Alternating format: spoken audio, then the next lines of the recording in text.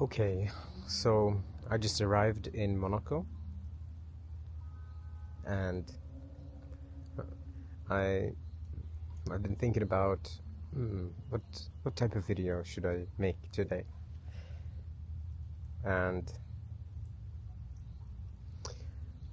I guess I got stuck in a little mind tangle, and I would like to take you with me in this untangling mess in my mind right now, seeing if we can untangle something or if it's just a mental game. Anyways, I I came here um, just yesterday, and I had some ideas on videos to make, like, oh, what have I learned in Monaco during this, no, in Bali during these 2 months, etc., etc. And then I had a beautiful spot where I could, up there, you see, there's a jacuzzi there, there's the house, here's the view. I mean, I'm at a very nice place right now, and I was looking forward to making videos in this nature or in this environment. And I thought, oh, am I showing off by picking the nicest background? That's how I ended up here on this thing by the pool. And it reminds me of an insight that I had a few months ago when I was meditating at a Vipassana retreat. So what is a Vipassana retreat? It's just a place where you can go and learn how to meditate. It's for free. It's a 10-day thing. And the way it works is, if you've been to a 10-day retreat before, they're going to put you in front. And I've been to a few, so I was at the very front of this meditation hall. So I had a bunch of people sitting behind me, and of course, then you are aware that other people are looking at you every day. Even though people are meditating with their eyes closed, if you're sitting in front, naturally people are gonna look at you. So during these Vipassana retreats, it is incentivized by the structure that a few times a day you will not change posture when you are meditating for an hour.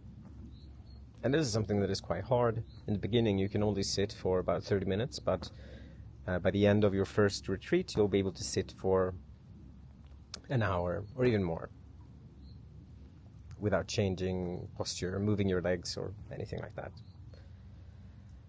And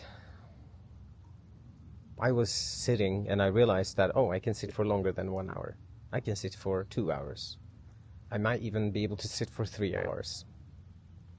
So as I'm sitting, this thought comes up. Ooh, this is what the thought says to me. Ooh, you are sitting, now you're just showing off. Now you are just showing the people in the back how long you can sit. This thought comes up. And this is a part of a bigger pattern of negative self-talk of mine that has to do with authenticity. And actually it was great that this negative thought came up, because I had a counter insight of mine that, oh, if I'm not sitting for these 3 hours and I'm just catering to my mind and kind of playing this humble game, then that wouldn't be authentic either. So it was just this key insight that I had that, okay, I'm going to be authentic. My body wants me to sit for 3 hours. There are immense benefits from going through this pain. But if I listen to this voice and try to stay humble, that's not authentic. In the same way, now, when I came here, I wanted to record a video with this beautiful background. And then I was thinking, oh, no, that wouldn't be authentic to do. it would be more authentic to just have a regular background. But that wouldn't be authentic either. You see how it's the same insight from a different scenario? It's the exact same, but with a different face. And this time I caught it pretty much instantly. Last time it took me a lot longer. For me, that is progress. When the same lesson shows itself with a different face, and instead of you taking 10 hours to learn this, and next time you might figure it out in 5 hours. This is actual progress.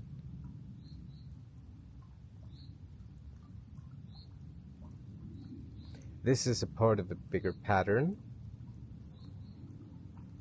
that lessons show themselves with different faces, and as long as we don't learn, or when we are not free from them, we are gonna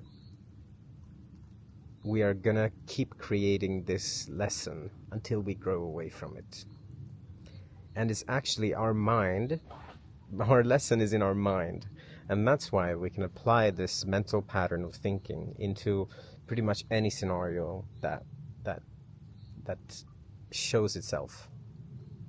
For example, we might go to a restaurant tomorrow, and there might be something on the menu, right? Let's say it's a very nice bottle of champagne, and I really want this. I really want to. Maybe I've been looking forward to trying this champagne bottle or whatever, and then the thought comes up, oh, no, you are just buying this bottle now to show off.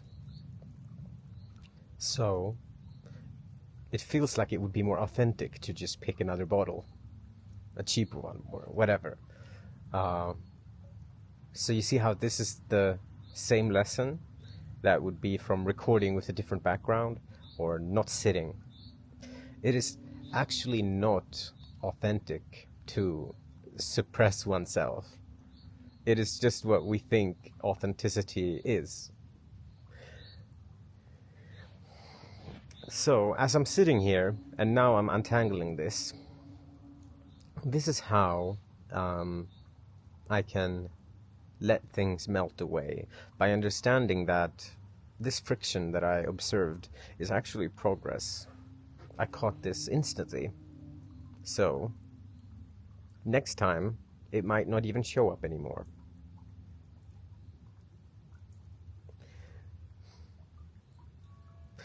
But I'm still in my mind thinking, oh, I'm such a show-off. Why am I thinking that? Is it my conditioning from before?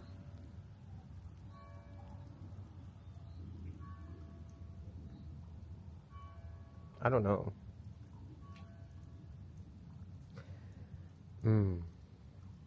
This thought pattern is actually located in my chest again. That's interesting.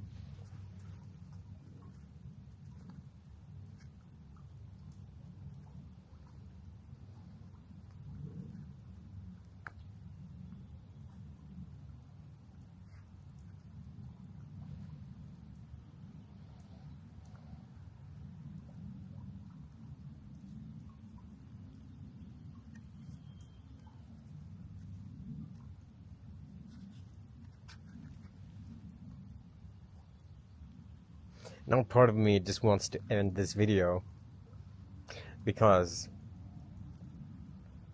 I lost track of thoughts, I suppose. I keep comparing myself to what should a video be like? What should a perfect video be like? And then emulate that. That's not really how I want this to be anyways. And now I'm thinking, oh, it might just be boring to watch. As if I would be making these videos for them to be entertaining. No, these videos are not meant to be entertaining. This is really the most important thing that I have to give. It's not supposed to be entertaining. I mean, entertaining could be a plus. If it makes it easier to consume, that would make it nicer. But actually, this is about personal development. Ugh, that sounds so cheesy. It's not even personal development. It's about... Is it about enlightenment?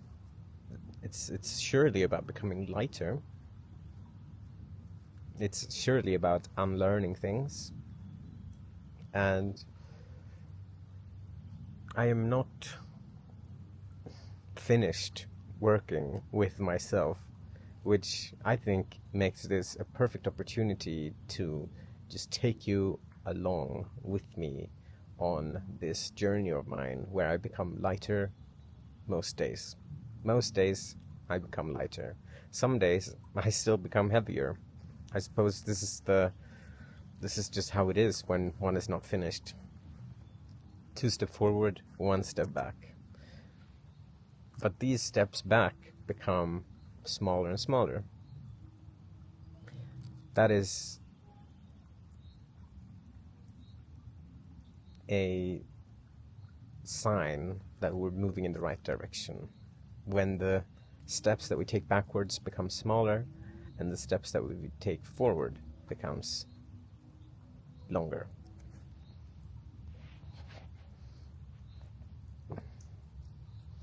So I guess I somehow managed to end this reflection in appreciation. It's a lot nicer to, once you have been reflecting, once you have allowed yourself to go into reflection mode, making sure that we come out of this reflection in appreciation and not depreciation. The mind is a tool, after all, so being able to summarize one's problem or one's scenario where one is experiencing friction into something that we have already learned. This is pattern surfing all over again. We don't have to relearn things all the time. We can just recognize that, oh, the friction that I'm experiencing is just showing itself with a different face. And once I know that, I can just end this reflection in appreciation.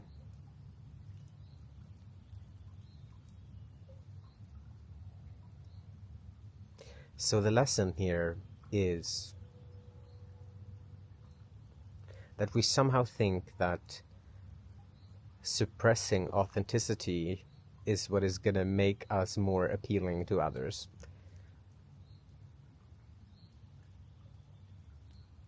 That's the pattern that we're surfing here.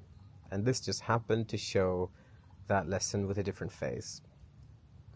But I would like to take the opportunity here to dive a little bit deeper.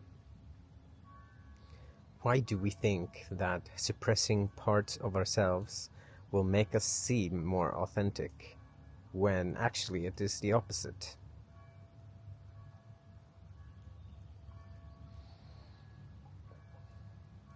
There's this word that comes to mind, which is humble, that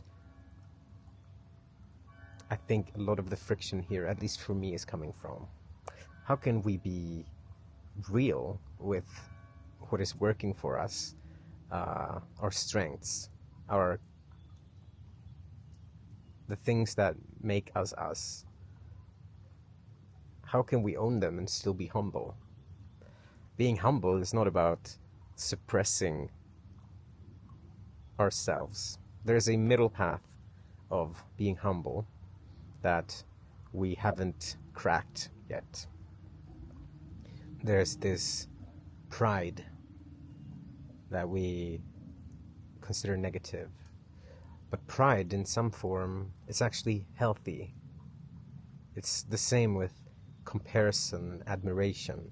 There's this middle path here. authenticity.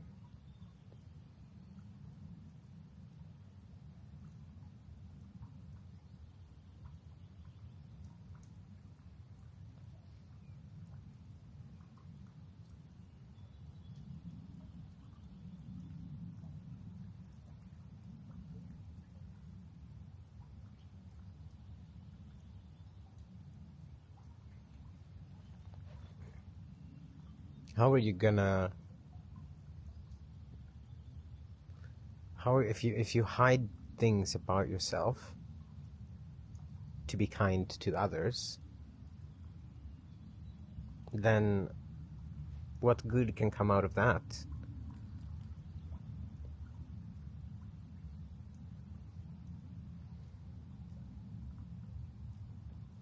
Intention comes to mind.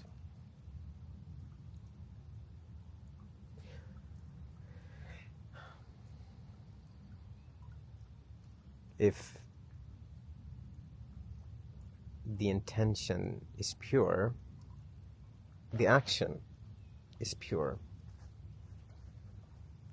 But we tend to suppress things at the action level.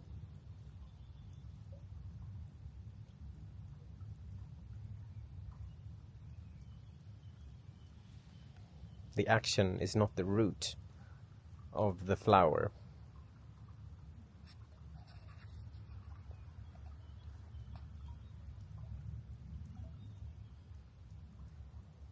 It is like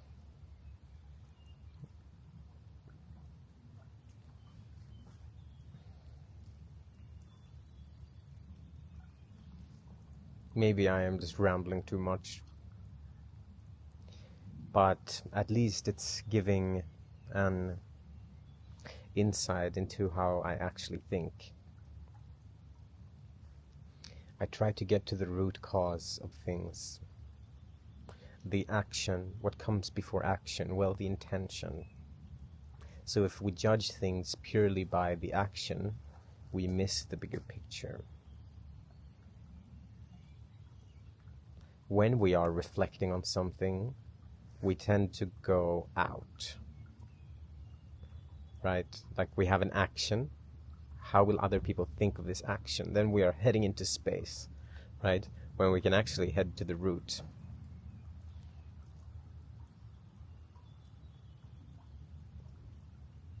I suppose we are used to thinking this opposite way, right? We have an action and then we start thinking into space. What other people think about it, how other people will react, how other people will react, and then talk to someone else who will talk to someone else who will create this massive reaction. But you see how none of this is real? When we react outward or use our mind to create this air castles, they don't exist. They are actually creating these mental prisons for us, because now we have created this image, right? And this image, because it's in our head, well, it feels real, but it's actually just a painting that the person made. But we don't have to think outwards. We can think inwards. We can think, instead of going to action to someone else's reaction that hasn't happened yet, we can actually start from this action and then move back towards intention. And then from intention, we can move even further back. Where does this intention come from? Is this intention organic? Like an intention to drink water? That is something organic. An intention to expand, right? For me, it's deeply in my nature to expand. It could be seen as organic. Or is it something that I learned? We can begin to untangle if we go in the opposite direction of reflection.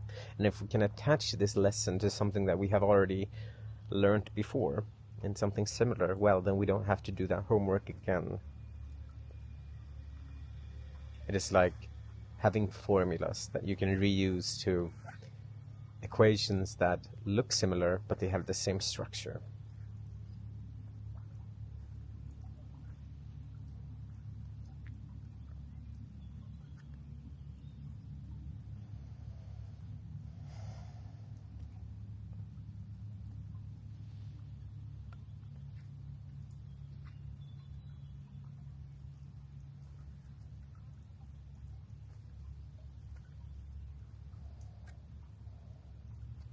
So, this was a little different video than the ones I normally post, but I still think it might be beneficial to be able to come along in a healthy mind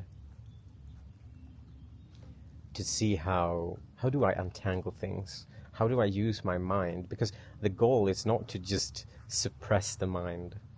I think some people misunderstand some teachings that the mind is the enemy and that monks are going for this empty state where one is neither happy nor sad and the mind is quiet. No, that is not the goal, at least not from what I'm understanding. The goal is to have the mind aligned, that instead of the mind creating tangles, it is becoming a tool to untangle. The mind is simply reading from what we have stored in the body. Of course, this is something that will become more apparent. But yes, my mind is healthy.